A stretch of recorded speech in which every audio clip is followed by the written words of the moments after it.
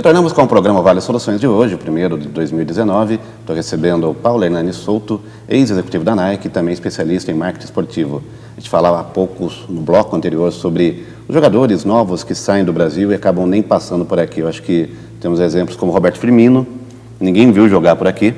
Thiago Motta, que jogou no Barcelona, primeiro como zagueiro, depois foi para a Inter de Milão. Na seleção sub-17 ele já foi observado, perfil, possibilidade de passaporte, todo esse aspecto, né, esse contexto levou ele para o Barcelona. O Messi não foi diferente. O próprio Marcelo jogou um pouquinho no Fluminense e está no Real Madrid desde os 18 anos, né? Mas jogou, teve uma identificação, foi titular durante 2 temporadas, pelo menos, no Fluminense. Agora, existem casos que ele vai com bastante antecedência. Isso mudou, tá? Não sei se foi em 2015 exatamente ou antes. Foi muito próximo da negociação do Alexandre Pato. Ele foi negociado, ele só pôde se transferir quando fez 18 anos. Antes isso era possível. O jogador poderia ser transferido, ter uma transferência internacional reconhecida pela FIFA antes dos 18 anos. Isso mudou, exatamente para evitar esse êxodo precoce, pensando que o jogador ele precisa ter a identificação com o seu país, não com o clube de onde ele foi formado, mas com o seu país. Ele, às vezes, na seleção sub-17, hoje, os jogadores já jogam aqui, por conta dessa lei. Mas na sub-20 você tem, não sei exatamente o número, mas é em torno de 50% a 60% de jogadores convocados que já jogam na Europa, porque já migraram para o mercado europeu. Mas alguns ainda vão muito cedo, né? Vinícius Júnior jogou o quê? Uma temporada no Flamengo? Mas aí ele tem que cumprir essa regra nova, que é fazer 18 anos. Tá. Ele foi comprado pelo Real Madrid, não pôde se transferir, ficou em compasso de espera até completar 18 anos, aí ele poderia ir a qualquer momento depois dos 18 anos completos. Antes era pior. O que acontecia muitas vezes era um subterfúgio que os clubes europeus utilizavam, mas que a UEFA e a FIFA ficaram atentos em relação a isso, era você dava emprego para o pai, foi assim com o Messi, você dava emprego para o pai para trabalhar em Barcelona. E ele levava a família, dentre eles o filho, que joga futebol. Ele mora em Barcelona, ele vai jogar ou no Barcelona ou no Espanhol. Então, era um subterfúgio que, se isso acontecer de fato, concreto, um executivo foi trabalhar numa empresa, o filho foi jogar, ele é engenheiro eletricista, vai morar em Munique. Se o menino joga bola bem, ele pode pleitear jogar no Bayern de Munique, mas numa situação concreta. Isso aí você justifica isso, mas não como um subterfúgio como era feito antigamente, entendeu? Isso a UEFA e a FIFA estão atentas e não acontece mais isso. A gente fala um pouco sobre marcas, né? A gente pensa em clube de futebol, logicamente é uma marca. Você tem uma experiência grande nesse sentido.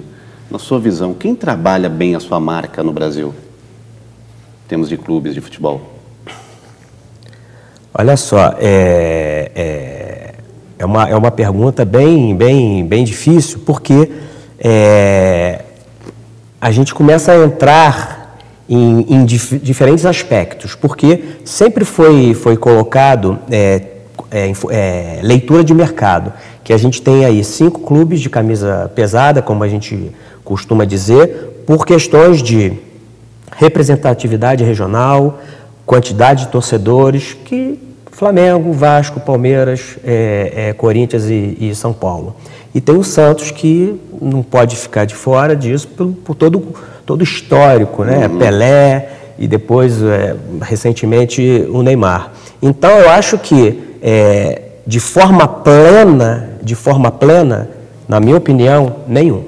Porque alguns trabalham muito bem. O Internacional foi um dos primeiros a começar a olhar de uma forma diferente esse programa sócio-torcedor, mas deixou a desejar em algumas coisas. Ficou muito tempo com o estádio precisando de uma melhoria. Isso faz parte do combo que é você cuidar de uma marca. Não é só fazer parte da tarefa. Não, você tem que fazer como um todo. Então, acho que no Brasil, nenhum clube faz isso de uma forma plena. Uns clubes mais, outros menos. O Flamengo, em relação à gestão, né, recentemente isso ficou muito, muito nítido, né, que com a força da torcida e da marca, que foi uma coisa assim que já é assim há muito tempo, não foi uma coisa trabalhada, mas eles fizeram um trabalho de gestão muito, muito bom. Recentemente, o Palmeiras, o São Paulo foi o primeiro clube a ter realmente um centro de treinamento de excelência, entendeu? Foi um diferencial na época. Foi, né? Hoje foi. É uma pena. É um CT, inclusive, lembra muito da Roma, em Triglória. É muito, muito parecido o formato, a distribuição das áreas, dos setores.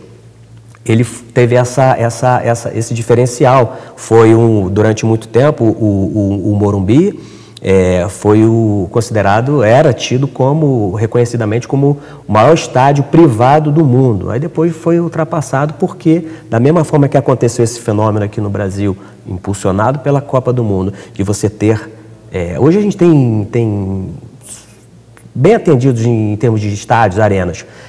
Na Europa aconteceu a mesma coisa. O Lyon está com um estádio super novo, o Camp Nou e o Bernabéu, que são estádios bons, mas que precisam de uma modernização, vão ser modernizados recentemente, entendeu? O Wembley foi derrubado e erguer uma nova estádio. Exatamente, não se esperava que isso acontecesse um dia, né? Aquelas torres gêmeas, né? Elas foram mantidas, enfim, mas ele foi totalmente remodelado. O da Juventus foi totalmente remodelado de dentro para fora.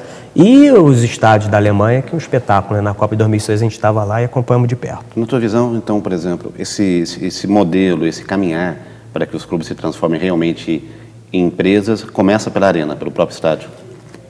A gestão profissional como uma empresa é exatamente isso. Você não pode, senão todo o projeto fica capenga. Você não pode só ter um belo de um estádio e não ter um departamento profissional profissionalizado, um departamento administrativo profissionalizado. É uma combinação de coisas, entendeu? É um programa de sócio-torcedor, ter uma transparência na gestão, exatamente para dar confiança para que empresas queiram associar a sua marca àquela instituição, entendeu?